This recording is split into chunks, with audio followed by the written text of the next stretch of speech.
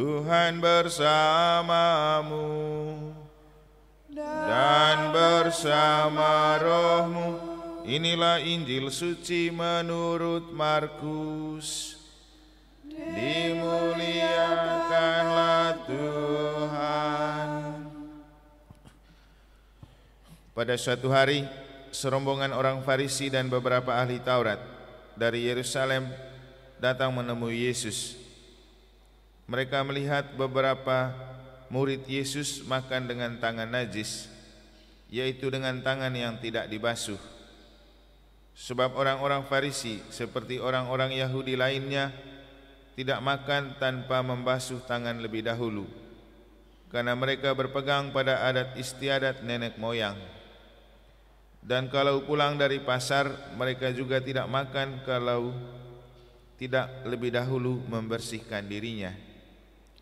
Banyak warisan lain lagi yang mereka pegang, umpamanya hal mencuci cawan, kendi dan perkakas tembaga. Karena itu orang-orang Farisi dan ahli-ahli Taurat itu bertanya kepada Yesus, "Mengapa murid-muridmu tidak mematuhi adat istiadat nenek moyang kita? Mengapa mereka makan dengan tangan najis?" Jawab Yesus kepada mereka, "Benarlah nubuat Yesaya tentang kamu, hai orang-orang munafik. Sebab ada tertulis, bangsa ini memuliakan aku dengan bibirnya, padahal hatinya jauh daripadaku. Percuma mereka beribadat kepadaku, sebab ajaran yang mereka ajarkan ialah perintah manusia. Perintah Allah kamu abaikan untuk berpegang pada adat istiadat manusia." Yesus berkata kepada mereka, "Sungguh pandai kamu mengesampingkan perintah Allah, supaya kamu dapat memelihara adat istiadatmu sendiri. Karena Musa telah berkata, hormatilah ayahmu dan ibumu, dan siapa yang mengutuki ayahnya atau ibunya harus mati. Tetapi kamu berkata, kalau seorang berkata kepada bapa atau ibunya, apa yang ada padaku yang dapat digunakan untuk pemeliharaanmu sudah digunakan untuk kurban, yaitu persembahan kepada Allah, maka kamu membiarkan dia. Untuk tidak lagi berbuat sesuatu pun bagi bapa atau ibunya. Dengan demikian, sabda Allah kamu nyatakan tidak berlaku demi adat istiadat yang kamu ikuti itu, dan banyak hal lain seperti itu yang kamu lakukan."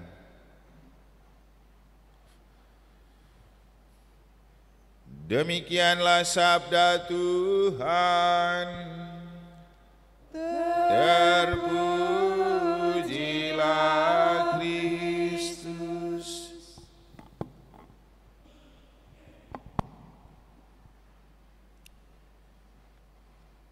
Perintah Allah kamu abaikan untuk berpegang pada adat istiadat manusia.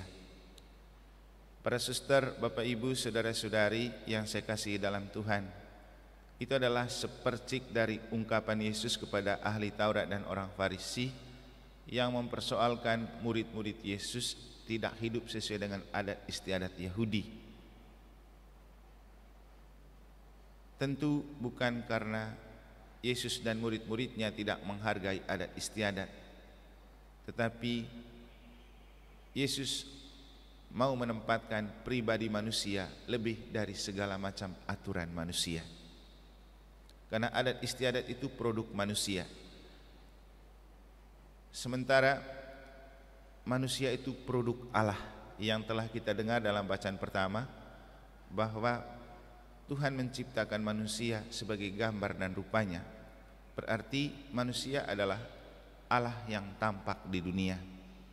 Maka kalau menempatkan aturan lebih penting dari manusia, itu sebuah kesalahan terbesar, karena ia menodai dan memperkosa harkat dan martabat manusia yang tinggi.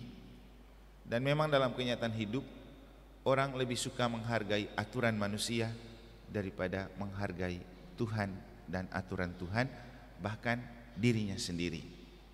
Jadi dalam kenyataan hidup sering orang lebih menghargai aturan atau adat istiadat yang dibuat oleh manusia daripada dirinya sendiri. Banyak orang yang terbelenggu dalam aturan. Semalam itu waktu kita makan bersama dengan Pasis dan Ibu Retno, kan kita telepon anak-anaknya untuk datang makan bersama. Mereka bilang kami ada kegiatan ini dan ada kegiatan itu. Lalu mulailah kita coba berkomentar. Lalu mereka bilang, Romo, anak-anak sekarang itu kenapa kalau guru yang omong takut, tapi kalau kita yang omong mereka tidak takut. Saya bilang mereka lebih takut pada guru dan bukan pada orang tua, karena oleh guru mereka dinilai. Jadi hidup karena dinilai oleh guru. Jadi kalau sudah terlepas dari guru, mereka sudah tidak takut lagi. Sama dengan kita orang tua, kita itu hidup dengan takut dinilai orang. Daripada orang nilai saya begini dan begitu, lebih baik saya begini dan begitu. Tapi siapa yang takut dengan dirinya sendiri, apalagi takut dengan Tuhan? Jadi memang kita hidup dalam kesalahan pembelajaran karakter, karena kita diajarkan untuk lebih takut kepada orang yang bisa menilai kita. Saya bilang orang tidak takut pada Tuhan karena Tuhan tidak pandai menilai seperti manusia. Kita manusia yang suka menilai sesama, dan itu yang membuat kita takut untuk hidup, untuk berekspresi, untuk tidak taat. Sehingga dalam kenyataan hidup bisa kita lihat, orang lebih takut dengan bos daripada takut kepada Tuhan. Orang lebih takut dengan penilaian tetangganya daripada dia takut kepada ajaran-ajaran gereja. Jangan lagi bicara perintah Tuhan. Siapa yang takut? Kenapa? Tuhan tidak menilai kita. Seandainya ada penilaian hidup seperti anak sekolah oleh guru, pasti kita takut dengan Tuhan. Lalu saya bilang, mestinya kita mengajarkan anak dan mengajarkan diri kita sendiri untuk menghargai diri kita, bahwa kita melakukan sesuatu itu karena kesadaran takut kalau harga diri kita itu tidak berharga. Karena Bapak Ibu Saudara-saudari, sebenarnya nilai dari pribadi kita sangat ditentukan oleh apa yang kita lakukan. Bobot dan harga diri kita sangat ditentukan oleh apa yang kita lakukan. Kalau mau menjadi seorang pribadi yang dianggap baik, maka harus berbuat baik. Kalau mau menjadi pribadi yang disegani, maka memang harus menempatkan diri pada posisi yang benar supaya orang segan.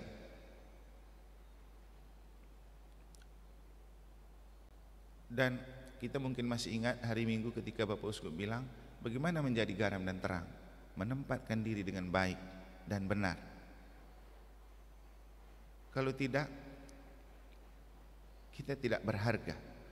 Dan saya rasa kalau kita mencoba untuk menjaga harga diri dengan apa yang kita lakukan dan dengan kita sendiri yang takut dengan diri kita sendiri, pasti itu sangat baik. Misalnya, kalau saya melakukan begini, saya takut nanti harga diri saya itu rusak. Kalau saya tidak menjaga diri dengan baik, nanti apa kata orang dengan diri saya? Kok rendah sekali, cuman digituin saja langsung mau. Jadi kita sering tidak takut dengan diri sendiri untuk menjaga harga diri. Apalagi kalau kita kembali ke bacaan pertama, coba kita menemukan diri sebagai orang yang berharga, yang tidak begitu gampang saja dipermainkan oleh orang, karena kita itu gambaran Allah. Apalagi kita orang Katolik ini ya, kita harus lebih hati-hati. Bapak Ibu mungkin di hadapan Bapak Ibu kurang tampak, tapi kalau di hadapan teman-teman agama dan tokoh agama lain, saya sering menemukan diri saya itu sesuatu yang berbeda. Hal yang kemudian kenapa mereka itu agak sungkan dan segan. Bukan untuk membanggakan diri. Nanti Bapak Ibu bisa cek. Kalau saya hadir dalam pertemuan-pertemuan bersama, mereka punya rasa yang berbeda untuk saya. Ya, termasuk juga ketika kita undang dan mereka datang, Itu karena mereka menemukan sesuatu yang berbeda. Beda sekali kalau teman yang lain undang mereka. Dan apa? Ini cerita saja. Saking mereka sangat menghargai, kemarin itu setelah kita acara, tiba-tiba Pak Lurah datang. Dia bilang, Romo, acara ini bisa diajukan proposal ke kelurahan, biar kita bantu. Seorang Pak Lurah tiba-tiba merasa begitu, coba. Jadi hidup untuk membuat kita itu, membuat orang kagum dengan kita, tidak bergantung pada ketakutan pada orang, tapi ketakutan pada diri sendiri. Jangan sampai kita menjadi sampah begitu. Kalau kita tidak punya rasa takut terhadap diri sendiri, kita bebas menjual diri di mana saja dan tidak menjaga harga diri kita. Dan itu secara tidak langsung kita merendahkan diri di hadapan orang, menjadi orang yang tidak berharga. Maka membawa diri itu sangat penting untuk kita menjaga harga diri. Kadang-kadang kalau kita melihat orang yang tidak takut dengan harga dirinya, gampang sekali orang bilang, oh kok murah sekali dia itu ya, gampang sekali. Coba agak jaim sedikit untuk menjaga harga diri. Jaga image itu bukan tentang jaga pribadi kita, tapi jaga diri sebagai imago Dei. Karena kita itu image atau gambar Allah. Dan dalam kitab Kejadian, bagaimana kitab Kejadian menulis bahwa kita itu diciptakan sebagai gambar dan rupa Allah. Jadi kita punya posisi itu seperti nomor 2 di bawah Allah. Walaupun ciptaan lain diciptakan lebih dahulu, kita tetap punya posisi yang lebih tinggi. Jadi menjaga harga diri itu penting. Tapi juga tidak bisa kita punya harga diri kalau kita tidak menyatu dengan Allah. Dalam bacaan pertama kita mendengar bagaimana Tuhan memberikan kuasa kepada manusia. Kuasa untuk semua ciptaan yang Tuhan telah ciptakan. Coba, Tuhan yang ciptakan setengah mati, kita yang berkuasa. Tapi kuasa ini bukan kuasa sewenang-wenang sampai kita melupakan Tuhan. Kuasa sewenang-wenang itu artinya Tuhan yang ciptakan hutan, kita yang babat untuk kita untung. Itu namanya tidak tahu diri, dan itu merampas hak penguasa. Tuhan yang ciptakan segala macam tumbuh-tumbuhan, hewan, kita yang babat habis. Itu juga tidak tahu diri. Jadi kalau kuasa yang diberikan Tuhan itu kurang lebih seperti kalau kita di bank, kalau mau transfer atau ambil uang, kalau bukan pemilik yang ambil, maka dibuatkan surat kuasa. Surat kuasa artinya dia diberikan wewenang untuk mengatasnamakan kita melakukan sebuah transaksi, tapi dia bukan pemilik. Cuman waktu itu saja. Nah, seperti itulah kuasa yang diberikan Tuhan kepada kita. Ketika Tuhan memberikan kita kuasa untuk menguasai seluruh ciptaan, bukan berarti bahwa kita merampas hak Tuhan. Tuhan tetap memiliki. Kita punya kuasa untuk menikmati sebagai bentuk kepedulian Tuhan untuk hidup kita. Tapi bosnya tetap Tuhan. Syukur-syukur kalau kita menikmati alam ini karena kita minta dulu kepada Tuhan. Tuhan, saya mau petik ini misalnya. Coba lihat burung-burung. Mereka tidak hidup dengan saling menguasai, tapi mereka hidup untuk menikmati semua ciptaan. Sehingga tanpa punya kerja seperti kita juga, mereka tetap hidup. Apalagi kita yang diciptakan sebagai gambar dan rupa Allah. Yang jadi masalah ketika kita merampas hak Tuhan, tidak tahu diri, tidak punya rasa takut kepada Tuhan. Jadi sebenarnya kalau mau menjadi orang tua yang disegani dan ditakuti anak, jangan melupakan Tuhan. Itu saja kuncinya. Sama seperti saya sendiri, supaya disegani oleh umat, yang saya buat ya harus banyak-banyak misa, berdoa, supaya dengan kekuatan Allah orang punya rasa takut dan rasa segan. Jadi kita itu dibingkai oleh Tuhan. Dan dalam Injil kita mendengar bagaimana Yesus mengkritik orang-orang Yahudi dan orang Farisi yang tidak menghargai orang tua, atau yang mengubah aturan tentang menghargai orang tua. Tapi saya rasa memang orang tua betul butuh menjadi pribadi yang punya harga diri. Anak pasti akan takut kalau orang tua punya harga diri. Dan paling penting untuk kita, mari menghargai diri karena kita takut kepada Tuhan. Karena kita itu diciptakan oleh Tuhan dengan penuh kemuliaan. Jadi mari kita menghargai diri karena kita takut kepada Tuhan yang menciptakan kita. Referen Mazmur dan beberapa ayat dalam Mazmur mungkin adalah catatan yang baik untuk kita menghargai diri.